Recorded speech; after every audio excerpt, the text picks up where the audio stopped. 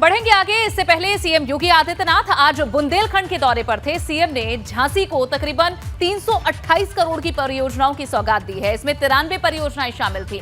CM योगी ने झांसी में एक जनसभा को भी संबोधित किया।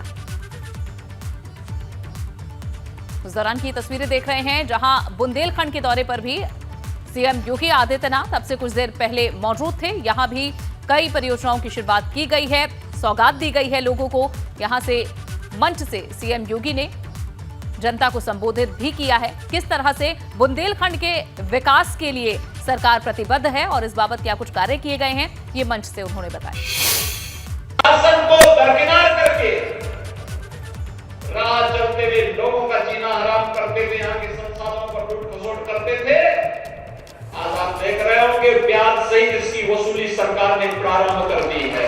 2017 के पहले ये माफिया गरीबों के लिए, व्यापारियों के लिए संकट बने थे और सत्ता का धमक दिखा करके प्रशासन और पुलिस को भी प्रताड़ित करते थे। प्रयागराज से, जहां प्रबुद्ध जन सम्मेलन में शामिल हुए सीएम योगी आदित्यनाथ, 1294 करोड़ की विकास परियोजनाओं की सौगात दी गई।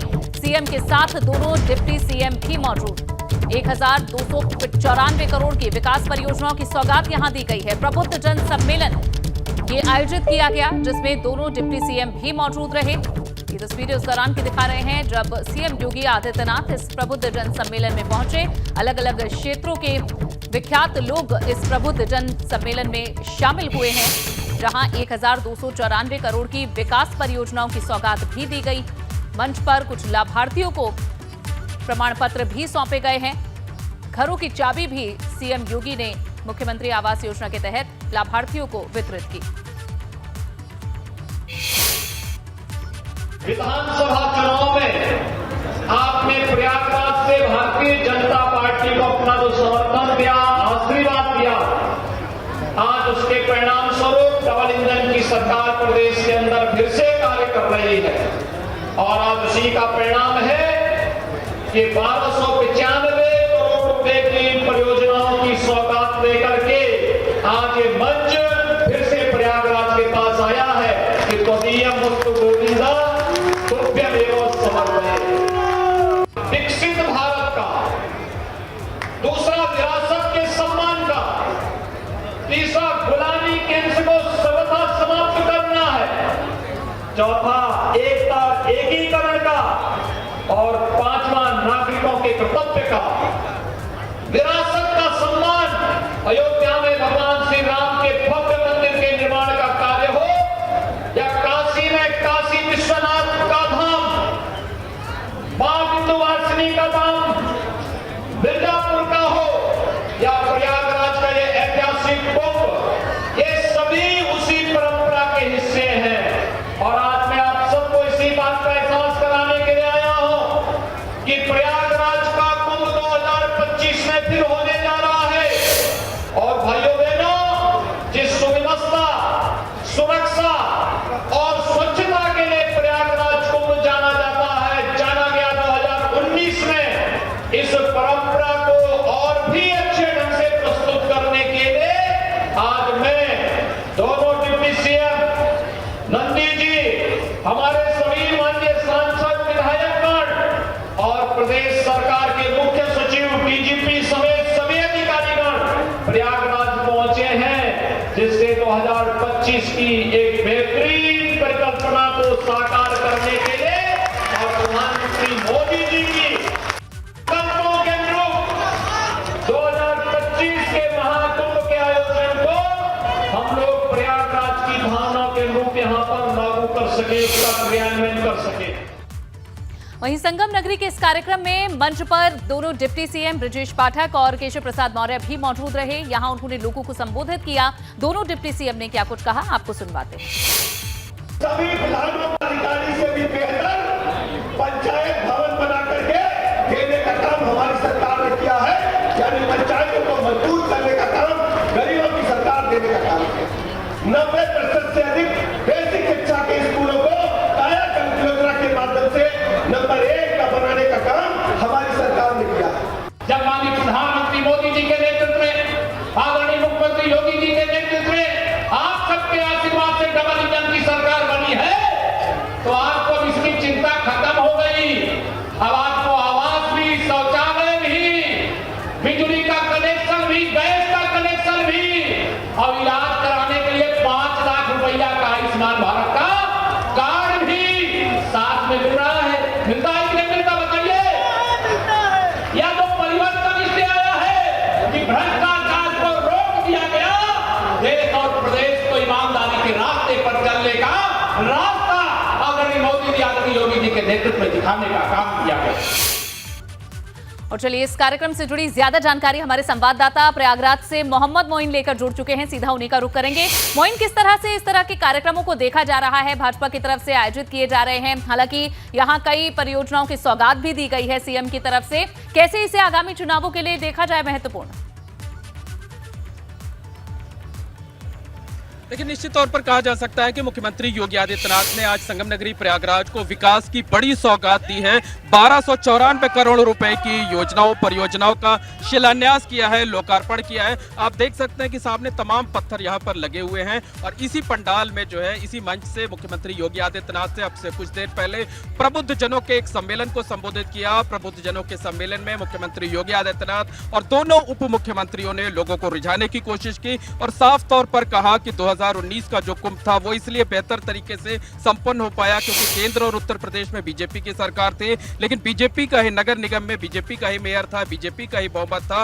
और अगर इस बार उन्होंने इशारा किया कि अगर इस बार भी बीजेपी के नगर निकाय चुनाव में सफलता मिलेगी तो 2025 का जो कुंभ होगा वो बेहतर तरीके से आयोजित हो सकेगा। तो कुंभ को लेकर बड़ी बातें कही गई और ये कहा गया कि जो 2019 का दिव्य और भव्य कुंभ था जिसका दुनिया ने लोहा माना, वो तो झांकी थी, वो ट्रेलर था, लेकिन 2025 में और भी बेहतर तरीके से आयोजित किया जाएगा। तो प्रबुद्ध सम्मेलन में किस तरीके से लोग आए, किस तरीके से लोगों ने मुख्यमंत्री और दूसरे लोगों की बातों को सुना, या बेहतर तरीके से इन तस्वीरों के जरिए देख सकते हैं कि हिंदू भी है, मुस्लिम भी है, सिख भी है, महिला भी है, पुरुष भी है और मौलवी भी है और पंडित भी है। मोइन, ये भी बताएं कि सीएम, डिप्टी सीएम अब कार्यक्रम से रवाना हो चुके हैं।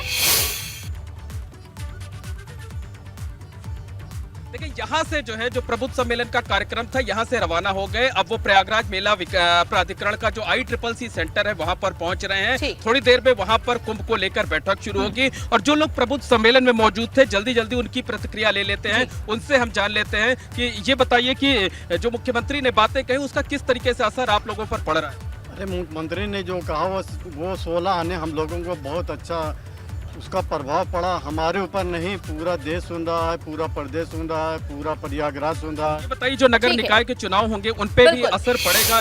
चलिए शुक्रिया मोहम्मद मोइन ये तमाम जानकारी देने के लिए और वहां मौजूद लोगों की जो प्रतिक्रिया है वो भी हम तक पहुंचाने के लिए।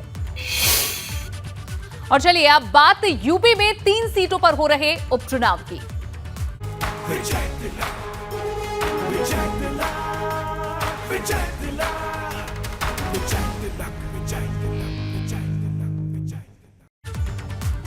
और शुरुआत एक अहम खबर से करेंगे। कन्नौज से लोकसभा चुनाव लड़ सकते हैं अखिलेश यादव। इशारों में कन्नौज से चुनाव लड़ने के संकेत दिए हैं अखिलेश यादव ने। चुनाव के समय घर बैठकर क्या करेंगे, ये अखिलेश यादव ने कहा। जहां से लड़ा था पहला चुनाव वहीं से लड़ूंगा। अखिलेश यादव ने इशारों में बड़ी बात कह दी है।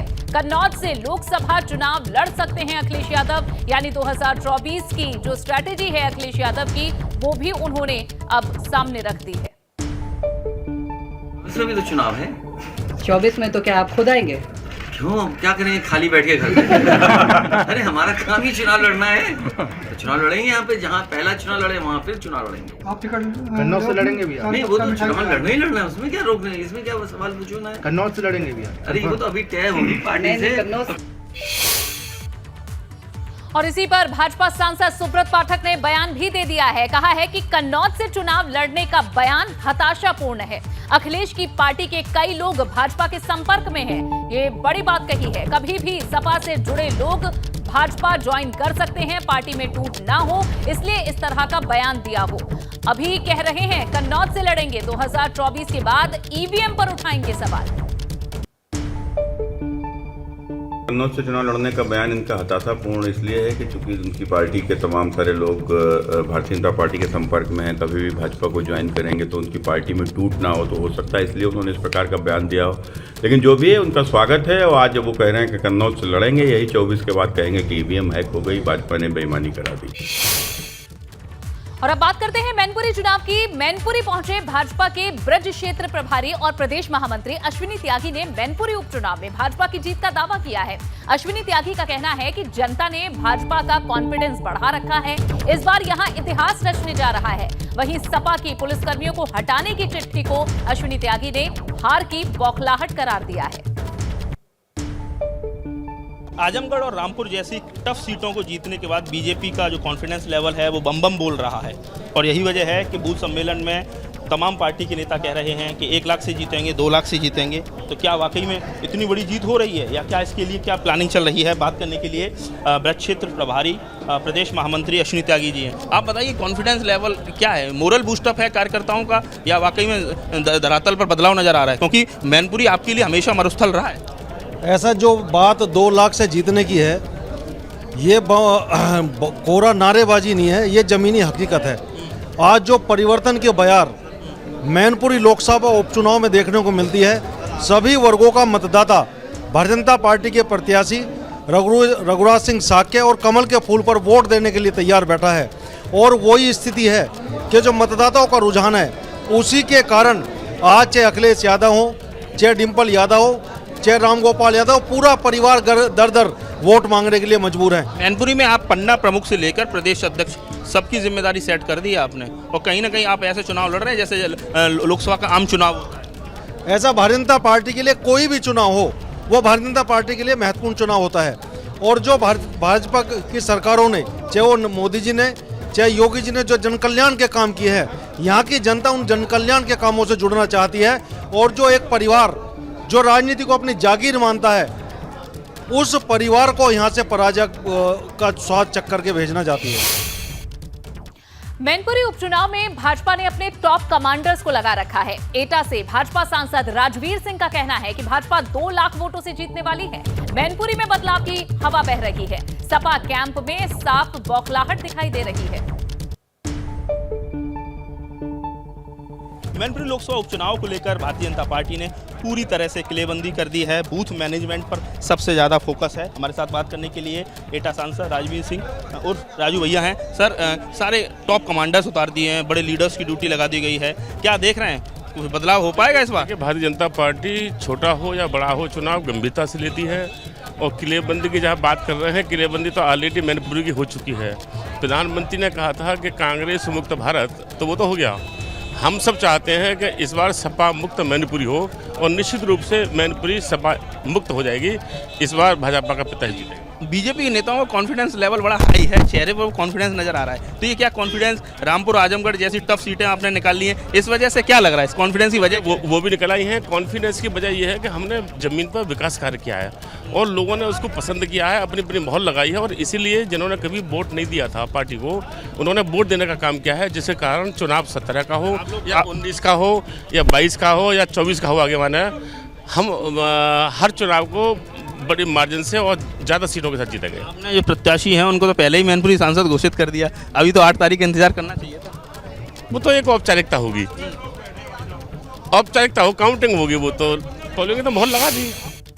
लखनऊ से इस वक्त की एक बड़ी खबर आपको दे दें। आगामी निकाय चुनाव के लिए सपा की नई रणनीति सामने आई है। मेयर और पार्षद उम्मीदवारों को अपने सिंबल पर चुनाव लड़ाएगी। अब नगरपालिका अध्यक्ष उम्मीदवार भी सपा के सिंबल पर चुनाव लड़ेंगे। नगर पंचायत उम्मीदवारों को भी अब समाजवादी पार्टी सिंबल देने जा रही है।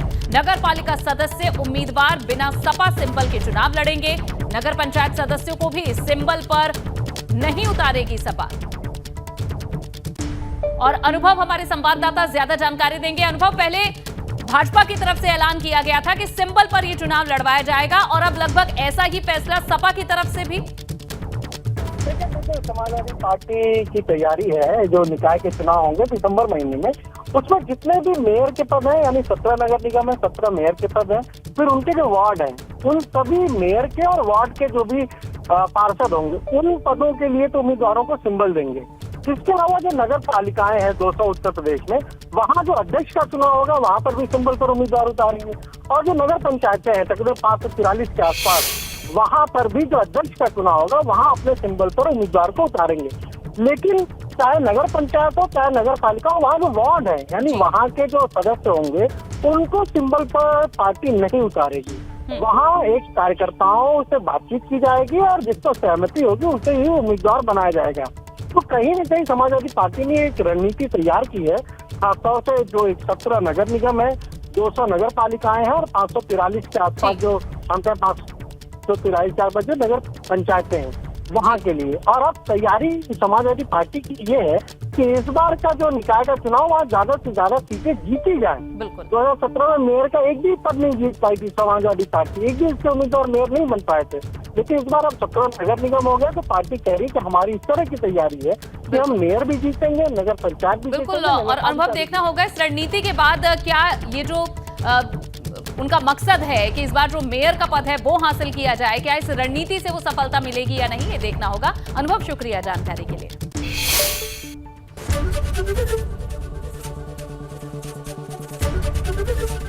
एबीपी गंगा, खबर आपकी, जुबान आपकी।